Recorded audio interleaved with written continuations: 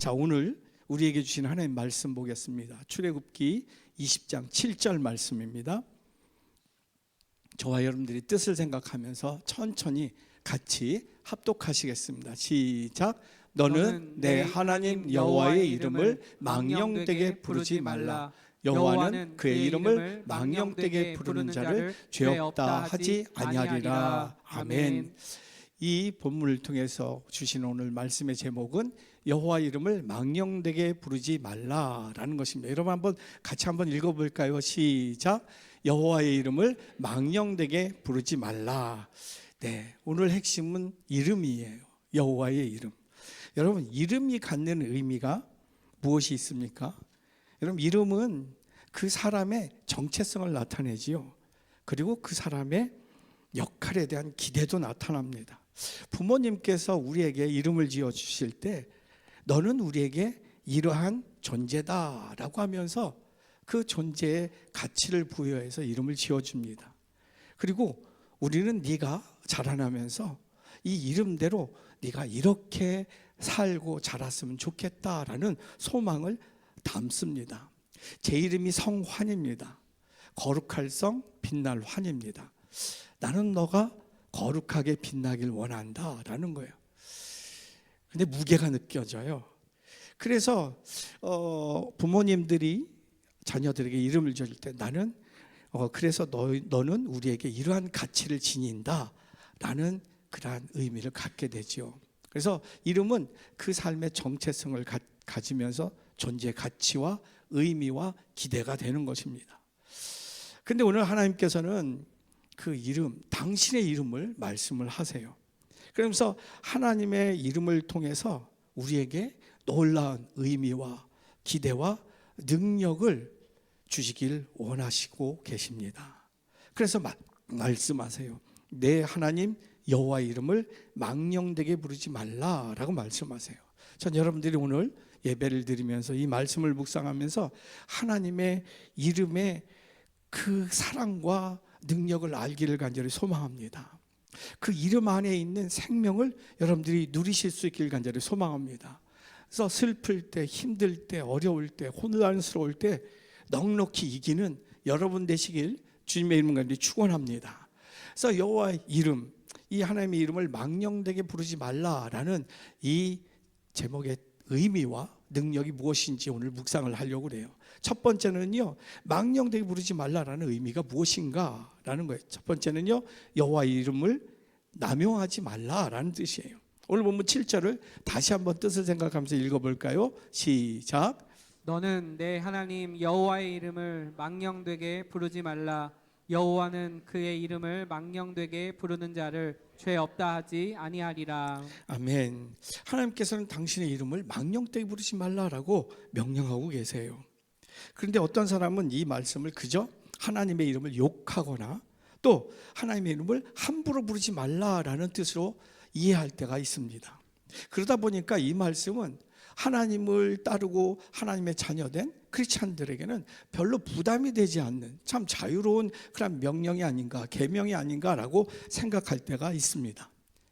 그런데 여러분, 이 계명은 언제 누구에게 주셨는가라는 거예요. 이 계명은 지금 하나님께서 출애굽한 홍해를 건넌 이스라엘의 백성들에게 주신 말씀이다라는 거예요. 즉 이 말씀은 단지 하나님의 이름을 모르는 불신자들을 향한 말씀이 아니라 그들도 포함해서 당신의 택함받고 구원받은 하나님의 자녀들에게 주시는 명령의 말씀이라는 것이죠. 그래서 오늘 본문을 통해서 우리가 집중해야 될 단어가 있는데 그게 망령되게라는 단어예요. 이 단어는 히브리어로 볼까요? 히브리어로 라샤웨라는 단어를 씁니다. 망령되게. 근데 이 라샤웨라는 단어는 두 가지 의미를 갖는데 첫째는 거짓으로 falsely라는 단어를 쓰고 헛되이 invain이라는 단어를 씁니다. 다시 문자적으로 해석하면 하나님의 이름을 거짓으로 말하지 말라. 그리고 헛되이 하나님의 이름을 부르지 말라라는 뜻이에요. 먼저 거짓으로 하나님의 이름을 부르지 말라, 말하지 말라라는 뜻은 무슨 뜻이냐면 법정에서 위증을 하지 말라라는 뜻이에요. 법정에서 위증을 하지 말라. 이것을 좀 더 구체적으로 말씀한 게 레위기서 19장 12절 말씀이에요.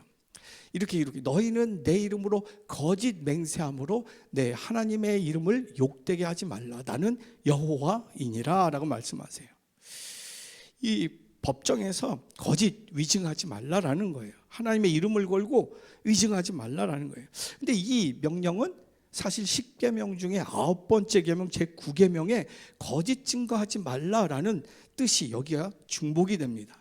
그래서 여기서 제3계명의 의미는 두 번째 의미인 남용하여 헛되이 부르지 말라라는 뜻이 되는 것이죠. 그래서 제3계명의 의미는 여호와의 이름을 망령되게 이르지 말라라는 얘기는 여호와 이름을 남용하지 말라라는 뜻이지요. 여러분, 이름이 갖는 의미가 굉장히 여러분 무거운 것인 걸 아까 잠깐 얘기를 드렸습니다. 여러분, 이름이 갖는 의미가 굉장히 무겁습니다. 야, 성하나 부르면 그냥 날 부르나 보다라고 생각하는데 별로 무게가 안 느껴져요. 근데 진짜 이름 안에는 굉장한 의미가 있고 무게가 있어요. 엘리야 선지자 여러분 아시죠? 엘리야 선지자의 이름의 뜻 아십니까? 엘리야는 엘은 하나님입니다. 리는 나의라는 뜻이에요. 그리고 야는 여호와의 줄말이에요. 그래서 엘리야는 하나님은 나의 여호와 하나님이십니다 라는 고백의 이름이에요. 근데 엘리야 부르면 그냥 이름 부르는 것처럼 느껴지지만 그렇지 않았어요. 그가 살았던 시대가 그렇지 않았어요. 그가 살았던 시대는 이스라엘을 누가 통치할 때냐면 아합 왕이 통치할 때였어요. 근데 아합 왕의 왕비가 누구였냐면 바알의 아들이라고 얘기하는 시돈의 왕의 딸을 이세벨과 결혼을 했어요. 그래서 결혼하면서 이세벨이 바알과 아세라 신을 영입을 한 거예요. 그리고 이 이스라엘에서 여호와를 섬기면서 동시에 바알과 아세라를 섬겼어요. 바알은 풍요의 신이었어요. 그래서 이스라엘 백성들이 점점 여호와는 지킬 게 너무 많고 금지하는 게 너무 많아서 불편해요. 그런데 바알 신은 자기가 원하는 풍성한 걸 주는 거니까 전부 바알 신을 섬기기 시작합니다. 그리고 이세벨이 강력한 공권력을 가지고 핍박을 하는 거예요. 여호와를 섬기는 걸 핍박을 해요. 그런 상태에서 엘리야가 살아갈 때 이게 얼마나 힘든가라는 거예요. 엘리야는 참 하나님은 여호와 한 분뿐입니다라는 고백의 이름으로 살아갔던 것입니다. 그래서 엘리야의 이름 안에는 너무나도 큰 무게가 있어요. 그리고 그것을 선포해야 될 운명적 사명이 있었던 것입니다. 그래서 하나님은 여호와 한 분밖에 없다는 사실을 알리는 목숨을 건 사명의 삶이 엘리야의 사명이었던 것이죠. 그 삶이 그랬어요. 이름으로 갖는 그런 무게가 엄청난 것입니다. 이와 같이 사람의 이름에도 그렇게 무게가 있는데 하나님의 이름, 이건 엄청난 거예요. 여러분, 하나님의 이름 안에 하나님의 본질이 담겨 있습니다. 여러분, 하나님의 이름 아시죠? 하나님의 이름의 본성이 담겨 있는데 하나님의 이름 뭐예요? 여호와입니다. 여호와, 야훼입니다. 야훼. 근데 그 뜻이 뭐예요? 모세에게 처음 알려졌죠. 나는 스스로 있는 자니라 라는 뜻이에요. 모세가 하나님, 그럼 내가 이스라엘 백성들에게 누가 보내서 왔다고 하리까? 라고, 나는 스스로 있는 자니라 라고 말씀을 하세요. 처음 이름을 말씀하세요. 근데 그 이름이 무슨 뜻이에요? 스스로 있는 자, 나는 누가 만들어서 존재하는 자가 아니다. 사람들이 섬기려고 만든 신이 아니다. 나는 스스로 the first mover라는 거예요. 이 우주 만물과 모든 생명은 나로부터 시작되었다라는 그러한 선포인 거예요. 다시 말해서 당신은 누가 만들어서 시작된 존재가 아니라 나로부터 이 모든 우주 만물과 생명이 창조되었다라는 선포의 창조자 이름인 거예요. 그리고 이것을 주관하신 주관자라는 뜻입니다. 여러분, 이건 엄청난 그러한 이름이에요. 그런데 이러한 이름을 인간들이, 피조물들이 더럽혀진 입술로 그 하나님의 이름을 함부로 부른다? 이거는 있을 수가 없었어요. 그래서 성경 구약을 기록했던 성경의 학자들은 야훼, 여호와라는 단어를 한 번 쓸 때마다 한글로는 여호와 할 때 이응만 쓰고 그 다음에 목욕을 했어요. 그리고 옷을 갈아입었어요. 그리고 여자 쓰고 또 목욕했어요. 또 옷을 갈아입었어요.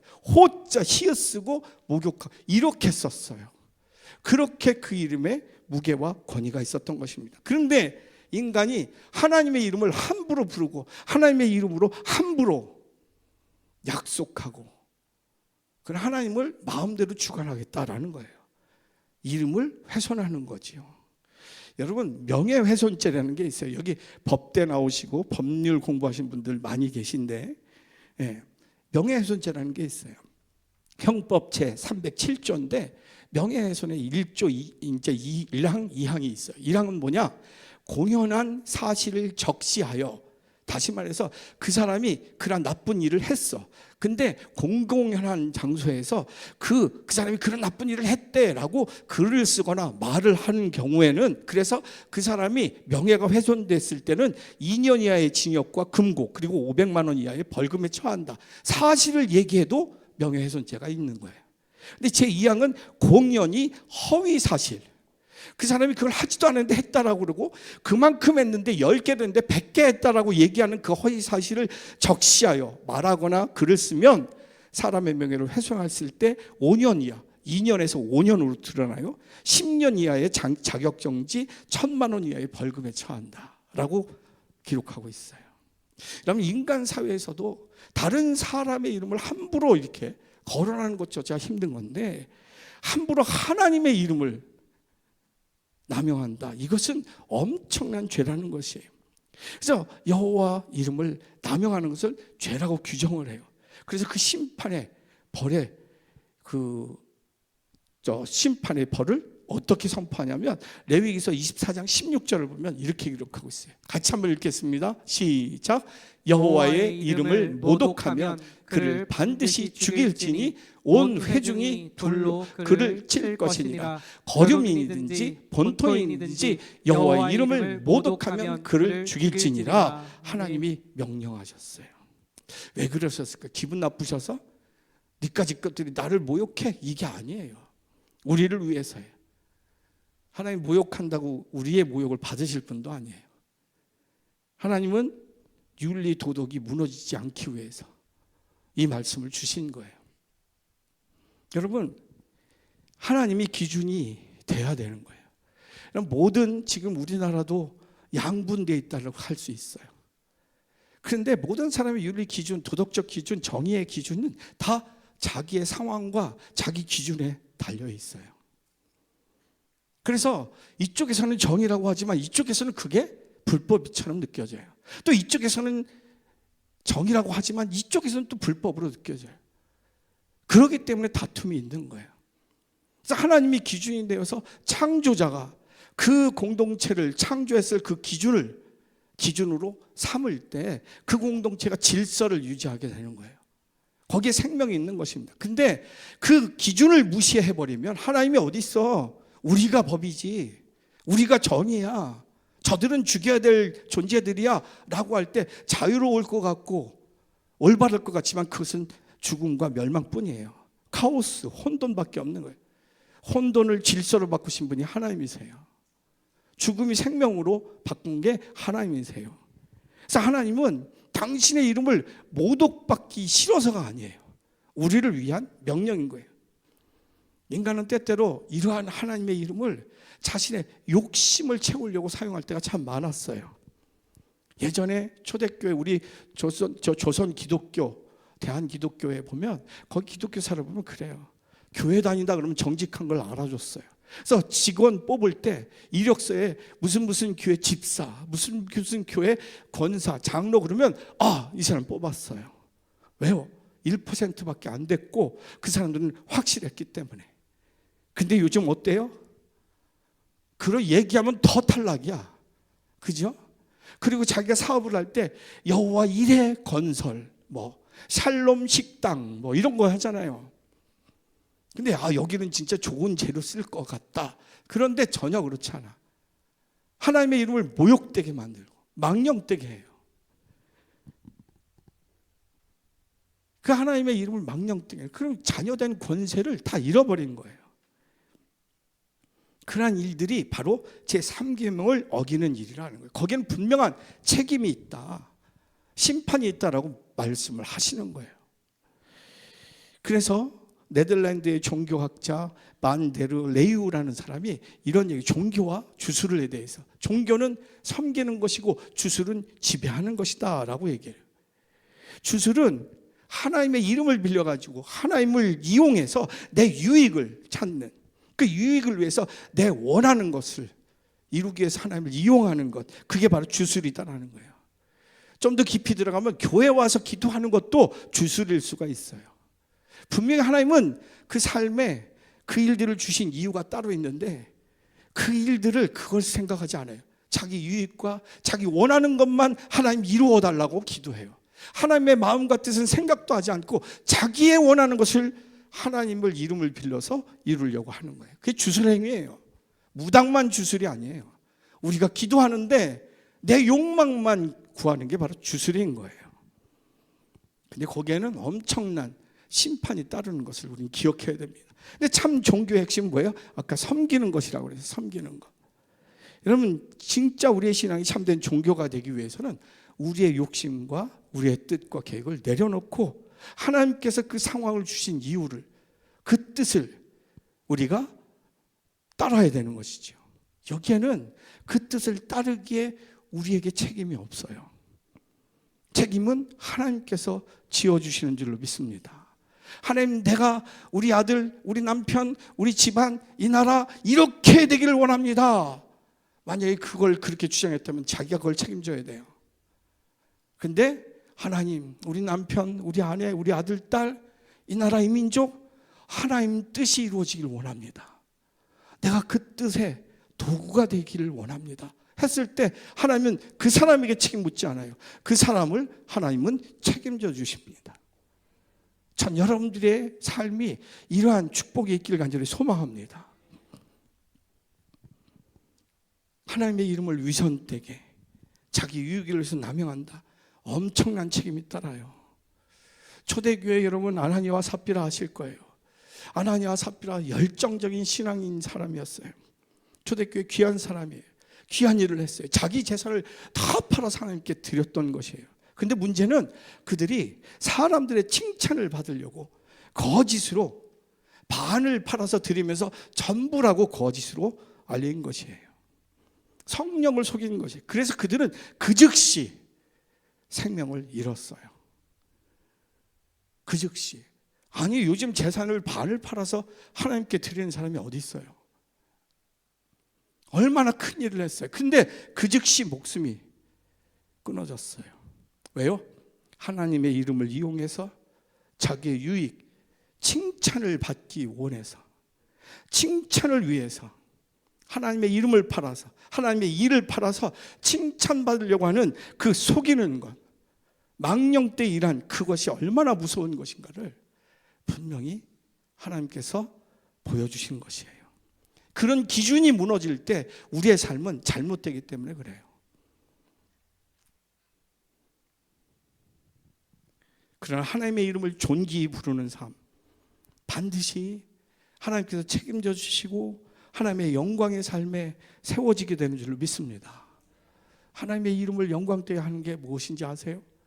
미국의 남북전쟁 때 그들은 남으로 북으로 나눠서 싸웠죠, 우리나라처럼. 근데 남군의 리더는 리 장군이었어요. 리 장군 아시죠? 북군을 이끄는 리더는 에브라함 링컨이었어요. 두 사람 다 철저한 기독교 신앙인들이었어요. 그래서 링컨이 강요들을 모아놓고 이렇게 얘기했어요. 남과 북이 지금 모두 똑같이 성경을 읽고 한 하나님께 기도하며 상대방을 이기게 해달라고 기도하고 있습니다. 양쪽의 기도가 모두 받아들여질 수는 없습니다. 어느 쪽도 소원하는 바를 완전히 이룰 수는 없습니다. 전능하신 하나님은 그분만의 목적을 가지고 이루시는 하나님이십니다. 그래서 유명한 얘기를 따라서 볼까요? 중요한 것은 하나님이 어느 편을 승리케 하실 것인가가 중요한 게 아니라 우리가 하나님 편에 서 있는가가 중요한 것입니다. 결국은 그는 자기의 욕망을 이루는 게 아니라 하나님의 뜻을 물었다는 것이죠. 결국 승리가 어디로 갔습니까? 어떻게 책임지게 됐습니까? 여러분, 즉 예수님의 이름으로 기도할 때는 우리는 예수님의 이름에 합당한 기도 내용이어야 한다는 것입니다. 이게 얼마나 중요한 일인지 몰라요. 우리가 일반적으로 생각할 때 능력 있는 기도란 내가 원하는 것이 응답되는 것이 능력 있는 기도인 것처럼 생각할 때가 많습니다. 심지어 어떤 목사님은 여러분, 어떤 것이든 하나님이 원하시든 안 하시든 여러분들이 매달리고 기도하면 하나님은 들으실 수밖에 없습니다. 자식이기는 부모가 없는 것처럼, 자식이 잘못 구해도 주는 게 부모처럼 여러분 다 원하는 대로 하나님께 구하십시오. 하나님은 다 주실 수밖에 없습니다 라고 설교하는 목사들이 있어요. 용서해 주십시오. 저도 그랬어요. 여러분, 근데 저도 그걸 깨달아요. 우리 애가 지금 보면 결코 앞에 그 일들을, 그것을 사용하면 결코 도움이 안 돼요. 당장은 좋을 수 있으나. 그런데 울고불며 알며 달라는 거, 그럼 주는 거예요. 주면 그 아이에게 있어서 1개, 2개는 유익하나 7, 8개는 그에게 있어서 마이너스인 거예요. 여러분들은 지금 목사가 어떤 설교를 해주길 원하십니까? 지금 당장 이루어지는 그것만을 이루시는 하나님의 뜻을 전하는 게 좋을까요? 아니면 거기에서 더 깊은 하나님의 뜻을 구하라고 그것을 설교하는 것이 옳을까요? 진짜 능력의 기도는 내가 원하는 것이 아니라 하나님이 원하는 것에 순종할 수 있도록 기도하는 것이 진짜 능력 있는 기도인 줄로 믿습니다. 가장 그 능력의 기도의 피크가 뭐예요? 겟세마네 동산의 예수님의 기도예요. 아버지는 모든 것이 가능하오니, 전능하심을 아오니 이 잔을 내게서 지나가게 하옵소서. 그러나 나의 원대로 마옵시고 아버지의 원대로 하옵소서. 결론은 어떻게 됐어요? 비록 고통받고 죽었지만 그 핏값으로 인류를 구하고 부활하셔서 천국의 길이 되신 줄로 믿습니다. 이게 진짜 능력 있는 하나님의 이름으로 구하는 기도인 거예요. 그 응답은 에브라임 링컨처럼, 예수 그리스도처럼 그 이름을 망령 때 잃지 않고 그 이름을 뜻을 구하는 그 삶에 생명이 있고 승리가 있는 줄로 믿습니다. 거기 질문이 있어요. 지금 나에게 있어서 여호와 이름을 거룩히 여기는 일은 무엇이 있습니까? 여러분, 조금 더 쉽게 하나님 편에 서서 하는 일이 무엇이냐라는 거예요. 저는 요즘 너무 행복해요. 왜 행복하냐면 나라는 막 풍비박산 나고 난리가 아니에요. 그런데 저는 행복해요. 왜냐하면 우리 교회 장로님들, 권사님들, 집사님들, 성도님들이 이 신앙생활이 너무나도 훌륭해. 정말 훌륭해. 이 목사가 정말 감격을 해요. 우리 젊은 집사님 내외가 얼마 전에 저를 찾아와서 기도 제목을 얘기를 했어요. 자기 회사에 지금 커다란 문제가 생겨서 오너와 직원들 간의 법정 다툼이 시작됐대요. 그래서 자기는 중간 입장에서 굉장히 중요한 입장인데 서로 자기 편에 들으려고 얘기를 하더래요. 오너의 입장에 가면 어떤 게 유익이 될 것이고 또 이 사람들 입장에 가면 또 어떤 게 유익이 될 건데, 그래서 내가 어떻게 기도해 주길 원해요. 그랬더니 집사님이 그래요. 저는 오너 입장도 아니고 직원들 입장도 아니라는 거예요. 다 이 문제가 부정부패와 실수들이 일어나서 일어난 거라는 거야. 그래서 자기는 하나님 말씀대로 이것을 따를 때 비로소 이 회사가 바로 잡혀지고 세워질 것 같다는 거야. 목사님, 제가 그 일을 할 수 있도록 기도해달라고 기도하는 거야. 근데 여러분, 그게 쉬워요, 말처럼? 아니에요. 애기를 키워야 되고 지금 거기서 쫓겨나고 미움받으면 왕따 당하면 그거 어떻게 생활을 해요? 그런데 놀라지 마세요. 저는 기도하면서 매일 새벽마다 그 이름을 부르면서 기도해요. 그 일들 법정의 결정이 거의 끝날 때쯤 저는 확신합니다. 그 집사님이 유일하게 그 회사를 살릴 수 있는 기둥이 될 줄을 전 믿습니다. 우리나라도 마찬가지예요. 누가 구속되고 이쪽도 구속되고 저쪽. 여러분 지금 우리나라는 지금 평안할 것 같죠? 이게 태풍의 눈 안에 있어요. 지금 만약에 북한이나 침범을 하잖아요. 그 어떤 누구도 군대를 명령할 사람이 없어요. 다 탄핵돼 가지고 주인이 없어요. 주인 행사하는 사람 또 있잖아. 그런데 책임질 사람이 아니야.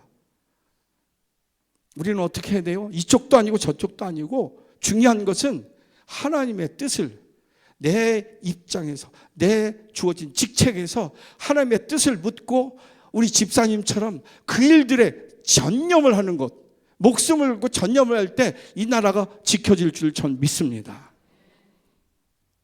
여호와의 이름을 거룩히 여기는 것이 바로 그러한 삶이에요. 유익을 쫓는 게 아니라 전 여러분들로 인해서 그 공동체가 우리 공동체, 교회 공동체, 가정 공동체, 나라 공동체가 생명으로 다시금 든든히 서길 주님의 이름 가운데 축원합니다. 두 번째, 하나님의 이름이 망령되이 부르지 말라라는 주시는 능력은 여호와의 이름이 권능을 누리라 라고 말씀하는 거예요. 오늘 보면 7절 다시 한번 읽겠습니다. 시작. 너는 내 하나님 여호와의 이름을 망령되게 부르지 말라. 여호와는 그의 이름을 망령되게 부르는 자를 죄 없다 하지 아니하리라. 아멘. 이 본문을 신학자들이 어떻게 주석을 했느냐 한번 볼까요? 신학자들, 너희 하나님 여호와의 이름을 잘못 쓰지 말라. 이 말씀은 누구든지 하나님의 백성들은 하나님의 이름을 사용할 권한이 있다는 것을 의미한다 해석을 했어요. 잘못 쓰지 말라, 쓰지 말라는 게 아니에요. 쓰라는 거예요. 그러나 잘못 쓰지 말라라는 거예요. 하나님의 이름의 권능을 사용하라라는 뜻입니다. 아멘이십니까? 여러분들에게 이미 하나님의 이름의 권능이 있는 줄로 믿습니다. 사람들이 주로 하나님의 이름을 사용하는 데는 언제 사용합니까? 뭐 계약할 때 하나님의 이름으로 계약합니까? 집 계약할 때 아니에요. 언제 하나님의 이름 불러요? 맹세할 때, 자기 결백을 주장할 때. 자기가 신빙성이 없으니까 하나님의 이름을 갖다 붙이는 거죠. 근데요, 살아있는 왕이나 그 예전에 그 왕, 이 말씀이 기록됐을 때 그 왕의 이름을 사용하면 그건 엄청난 문제가 생겨요. 그 왕의 이름의 권위가 거기에 걸려있기 때문에 그 재판은 왕의 권위가 달려있어요. 그래서 굉장히 목숨이 왔다 갔다 하는 그러한 상황이었어요. 사도 바울이 그랬어요. 가이사랴 빌립보에서 유대인들이 재판에 걸었어요. 이 사람은 율리어스 시저, 로마의 황제만이 왕인데 또 다른 왕이 있다고, 만왕의 왕이라고 지금 선포해서 이 나라를 다 혼란스럽게 한다. 반란을 일으켰다라는 거예요. 진짜 이 국가 반란이라는 거예요. 그래서 고소를 했어요.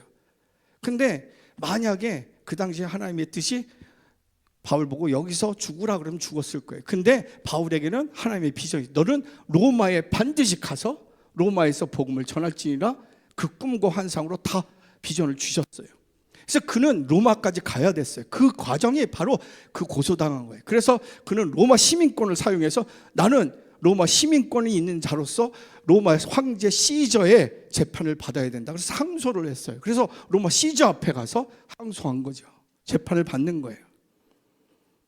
왜요? 그 재판은 로마 황제 이름이 걸려있기 때문에 그래요. 여러분, 따라서 제3의 계명은요, 하나님의 백성이 자기의 의로움을 호소하기 위해서 직접 하나님의 이름으로 호소할 수 있는 권한이 있다라는 뜻이에요. 이 얘기는 좀 더 깊이 얘기하면 제3의 계명의 정신은 무엇인가? 그것은 하나님의 백성들은 결코 왕이 없는 버림받은 난민이나 고아가 아니다라는 것이라는 거예요. 우리에게는 주인이신 하나님이 계시다는 거예요. 아버지신 하나님이 계시다는 거예요. 이게 하나님의 이름에 권능이 있는 하나님의 자녀된 권세라는 것입니다. 우리에게는 그래서 하나님이 왕이시고 그분은 온 세상을 창조하시고 주관하시고 다스리는 분이시다라는 거예요.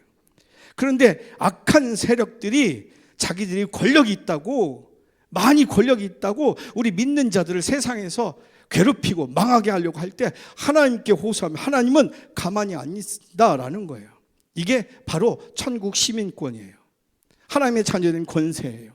다 아시죠? 만약에 미국의 시민권을 가진 사람이 북한이나 중국에 억류되었다. 어떨 것 같아요? 미국은 수단과 방법을 가리지 않고 그 시민권을 가진 미국 사람을 거기서 구해냅니다. 마찬가지예요. 하나님도 하나님의 백성인 하나님의 자녀된 우리가 세상의 악한 자들이 우리를 넘어뜨리려고 하나님이 허락하시지 않는 그러한 고통과 고난과 핍박을 가한다면 하나님 결코 가만히 있지 않겠다는 선포가 바로 오늘 말씀인 것이에요. 그래서 예수 그리스도는 우리에게 당신의 이름을 사용할 것을 말씀하세요. 기도할 때 주님의 이름으로 기도하라 명령하셨어요. 모든 일을 주님의 이름으로 하라라고 명령하셨어요. 왜? 거기에 하나님의 권세가 있기 때문에. 그래서 요한복음 15장 16절 하반절과 요한복음 16장 23절 여러분 같이 읽습니다. 시작. 내 이름으로 아버지께 무엇을 구하든지 다 받게 하려 함이라. 너희가 무엇인지 아버지께 구하는 것을 내 이름으로 주시리라. 아멘. 아멘. 예수 그리스도의 이름을 우리에게 주셨습니다. 그래서 신학자들은 이 성경 본문을 어떻게 해석했느냐 봅시다. 예수 그리스도의 이름으로 기도하라는 것은 하나님께서 우리의 기도를 들으실 때 그 아들 예수 그리스도께서 구하는 것과 똑같이 들으시겠다는 뜻입니다. 아멘이십니까? 여러분, 아들을 위해서 못하실 것이 없는 하나님이셨어요. 근데 여러분의 기도도 그렇게 들으시겠다는 것입니다. 여러분들이 예수 그리스도의 이름으로 기도할 때 그렇게 역사하시겠다는 약속인 줄로 믿습니다. 여러분 입술에 이미 그 기도에 그 이름의 권능이 있어요. 사도행전 3장을 보면 베드로와 요한이 제9시에 성전에 올라가서 기도할 때 성전 미문에 앉아있는 태어나면서부터 걷지 못한 자가 있었어요. 그들이 긍휼히 여기면서 그 다가갔더니 무엇을 얻을까 해서 바라보고는 베드로가 얘기하죠. 나에게는 은과 금은 없으나 나에게 있는 것을 내게 주노니 곧 나사렛 예수 그리스도의 이름으로 일어나 걸으라 명령을 해요. 어떻게 됐어요? 걸은 줄로 믿습니다. 예수 그리스도의 이름의 권능이 그들에게 있는 거예요. 예수 그리스도의 이름의 권능이 저와 여러분들께 이미 주어진 줄로 믿습니다. 그런데 사용을 안 해요. 우리 남편은 가능성이 없어. 우리 부모는 가능성이 없어. 우리 아들, 딸은 가능성이 없어. 그냥 지가 알아서 하다가 조금 은혜 있으면 돌아오겠지. 언제까지 그러십니까? 입에 우리의 권세가 있는데 사용을 안 해요. 여러분, 우리가 예수 그리스도의 이름으로 기도하면 하나님이 역사하시는 줄 믿습니다. 우리가 예수 그리스도의 이름으로 사랑하고 섬기면 하나님이 역사하시는 줄 믿습니다. 그 능력이 나타날 줄로 믿습니다. 거창한 거 아니더라도 작은 것도 예수 그리스도의 이름으로 하십시오. 이 얘기만 하고 마칠게요. 필리핀에서 선교하시는 윤미향 그 국회의원 얘기하는 거예요? 아니에요. 윤미형 선교사님이 기도 편지를 줘서 후원과 이런 걸 부탁하면서 근데 그분이 그랬어요. 주일 예배를 드려야 되는데 교회가 없어요. 태풍이 몰아왔어요. 태풍이 몰아오면 그 마을이 다 잠기고 쓰러져 가는데 태풍이 불어와가지고 그 교회가 비냥교회인데 우리 한민단 종로교회지만 거기는 비냥교회예요. 건물이 없고 그냥 햇빛을 가는 천막만 이렇게 치고 예배를 드리는데 거기 막 3,000명 막 모인다는 거예요. 근데 예배 드리는데 태풍이 와가지고 도저히 예배 드릴 수가 없더래요. 목요일부터 태풍이 왔는데 그래서 금요일 밤부터 철야 기도를 했는데 토요일 저녁까지 태풍이 계속 불더래요. 그래가지고 거기에 그렇게 써요. 하지만 하나님의 이름의 권세에 확신이 있었기에 극적인 하나님의 솜씨를 기대하고 있었습니다 라고 기도하고 있었어요. 여러분 그 기도 들었을까요? 안 들었을까요? 그러면서 이렇게 놀랍게도 하나님께서 주일날 새벽 6시가 지나면서 폭풍우를 멈추셨고 예배 시간인 8시에는 거기는 예배를 3시간 4시간씩 드려요. 찬양하고 막 예배 드리니까 기도도 1시간씩 해요. 8시부터 햇살을 허락하셔서 조금도 부족함 없이 예배를 드렸습니다.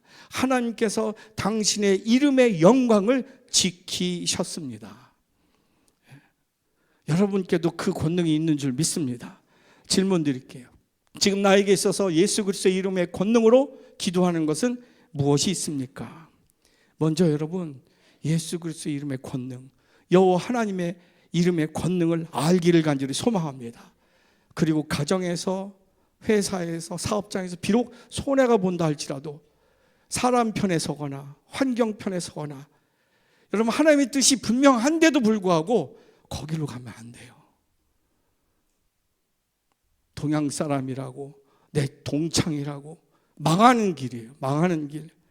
여러분 자녀들을 진학시킬 때, 취직할 때, 이사할 때, 결혼시킬 때, 그 어떤 것도 여러분 모든 순간 예수 그리스도의 이름의 권세로 기도하면서 행하실 수 있기를 간절히 소망합니다. 그거 대충 하다가 정말 망하는 거예요. 그쪽으로 가면 좋을 것 같지만 절대 망하는 것입니다. 전 여러분들이 모든 순간 하나님의 이끄심 가운데 예수 그리스도의 이름의 권능을 통해서 항상 승리하길 주님의 이름으로 간절히 축원합니다. 말씀을 정리합니다. 여호와 이름을 망령되게 부르지 말라, 남용하지 말라는 여러분 하나님의 이름의 뜻을 선택하라는 거예요. 링컨처럼, 겟세마네 동산의 예수님처럼 그때 승리하게 됩니다. 난 우리 집사님 분명히 그 회사를 살릴 줄 전 믿습니다. 그리고 예수 이름으로, 여호와의 이름의 권능을 누리라, 하나님의 자녀된 권세의 삶을 살라라는 것이에요.